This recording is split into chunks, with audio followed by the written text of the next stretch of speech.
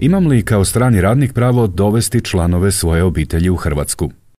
Prema Zakonu o strancima Republike Hrvatske, ako si državljanin treće zemlje, dakle neke zemlje koja nije članica Europske unije, i u Hrvatskoj si na temelju važeće dozvole za boravak i rad, tvoja obitelj može tražiti da dođu živjeti s tobom u Hrvatsku, ali samo ako si ti u Hrvatskoj imao neprekidno najmanje godinu dana odobren privremeni boravak.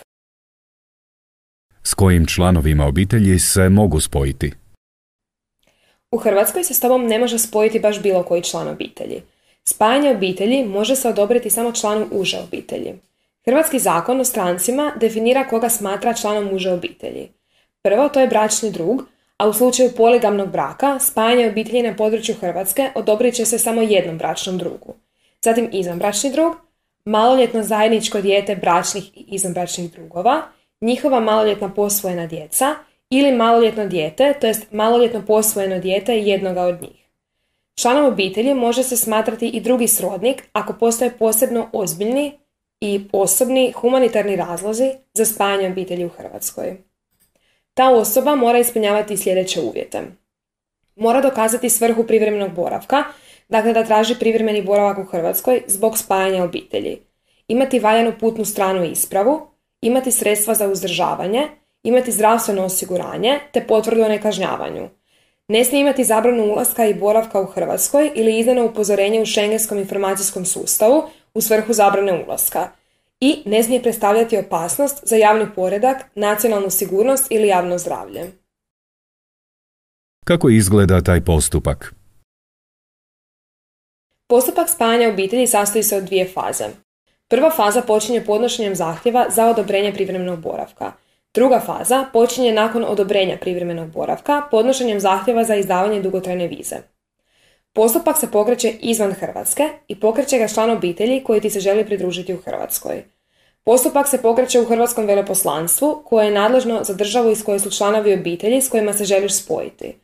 Ako Hrvatska nema veleposlanstvo ili konzularni ured u nekoj državi, zahtjev se može podnijeti u drugoj državi u najbližem veleposlanstvu Hrvatske, odnosno konzularnom uredu Hrvatske.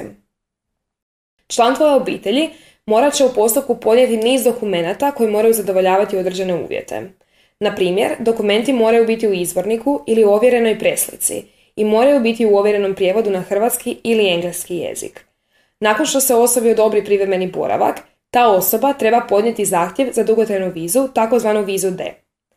Zahtjev za dugotrajnu vizu podnosi se osobno i to prije ulaska u Hrvatsku, također u nadležnom veleposlanstvu, konzularnom uredu ili viznom centru VFS Globala.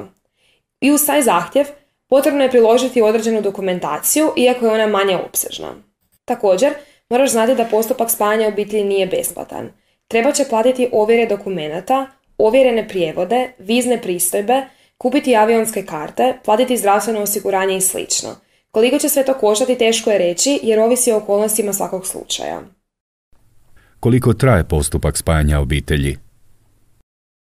Ne možemo sa sigurnošću reći kako i koliko dugo će nadležna tijela odlučivati o podnesenom zahtjevu, to jest hoće li uopće i u kojem roku biti odobren privremeni boravak, te nakon toga i sam zahtjev za vizu koja je potrebna za ulazak u Hrvatsku ili ne. Važno je istaknuti da postupci za donošenje odluke o spajanju obitelji mogu trajati. Ovo govorimo kako bi se ti i tvoja obitelj znali da odluka vjerojatno neće biti donesena odmah, već možda i u duljem vremenskom razdoblju od nekoliko mjeseci. Kako mi HPC može u tome pomoći? Ako si strani radnik s dozvolom za boravak i rad i prema uvjetima koje smo malo prije spomenuli imaš pravo na spajanje obitelji, Hrvatski pravni centar ti može pružiti detaljnije informacije o svim fazama postupka spajanja obitelji, o dokumentaciji koja se mora priložiti u određenoj fazi postupka, kao i uvjetima vezanim za te dokumente kako bi mogli biti priznati. Kako i kome se javiti za pomoć u spajanju obitelji? HPC-u se možeš obratiti na nekoliko načina. Putem e-mail adrese hpc@hpc.hr ili na broj telefona 091 235 5523 od ponedjeljka do petka od 9 do 17. Informacije možeš potražiti i u One Stop Shopu, to je centru dobrodošlice za sve strance u Zagrebu, također na nekoliko načina. Dolaskom na adresu Petrinska ulica 31, putem e-mail adrese integracija.stranaca@zagreb.hr ili na brojeve telefona 01700 1974 ili 091 162 2129. Radno vrijeme One Stop Shopa je ponedjeljkom, srijedom i petkom od 8 do 16, te utorkom i četvrtkom od 10 do 18. Ne ustručavaj se, slobodno nas kontaktiraj za pomoć. Za kraj, ne zaboravi skenirati QR kod na kraju videa koji te vodi na bazu korisnih pitanja i odgovora na engleskom jeziku, kao i na registar korisnih kontakata u Zagrebu. Među pitanjima i odgovorima pronaći ćeš i detaljnije upute za spajanje obitelji.